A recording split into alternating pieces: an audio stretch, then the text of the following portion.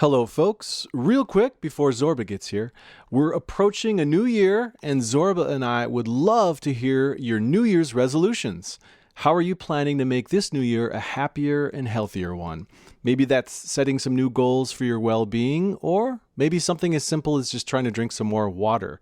That was actually mine a couple years ago. I don't know if I actually achieved that. So Zorba really wants to hear from you, and you can do that. You can just leave us a voicemail, 608-492-9292. Call that number anytime, 608-492-9292.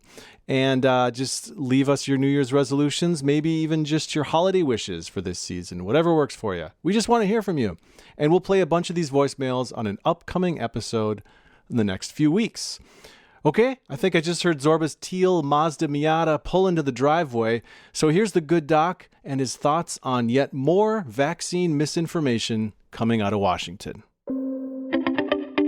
Hi, this is Dr. Zorba Pastor with a rapid update concerning the kerfuffle in Washington that has to do with vaccines, specifically with the COVID vaccines. So, Washington, D.C., politicians associated with the CDC claim that 10 children died from COVID vaccines without providing any evidence at all. No peer-reviewed medical journal, just folderol saying that 10 children died from this. Now, like every immunization, there is some risk. Like every disease, there is some risk.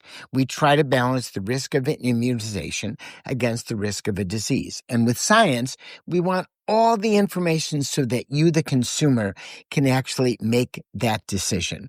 And so this is another broadside against vaccines that is coming out of Washington. Now, let me go back to this in just a minute. If the CDC does not recommend vaccines to any age group, then number one, Medicare, Medicaid, and insurance doesn't necessarily have to pay for it. So you can be stuck with a bill that's hundreds or thousands of dollars.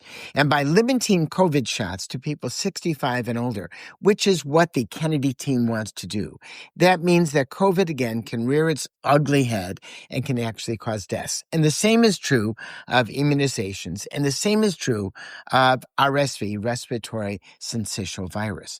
So this information is put out without any evidence to actually look at and see, did these children die from the vaccine, or were these given to children who were actually seriously and critically ill? You know, there's cause and effect, and there's coincidental things that occur. So, for instance, if a child has leukemia and is not healthy and gets a COVID vaccine and then dies, they may die from the leukemia and not from the COVID vaccine. I think it's important to bring science back to Washington so that they can make decisions that actually allow us as the consumer to make the decisions for ourselves and our families and our friends' families. And right now, the politicians are in charge of the wheel, and that's not the way medicine should be done. Medicine is neither left nor right. It's neither red nor blue or purple or yellow. It's something that we're all looking for to keep our health.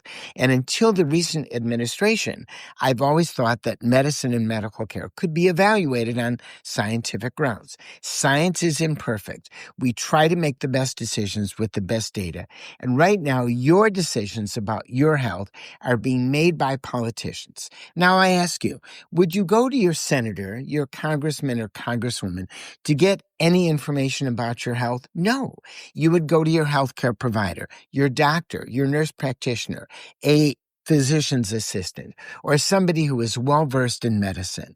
And I think that's the way we should all treat our health. We should all have equal access to health that we believe is good for us, make our own individual decision.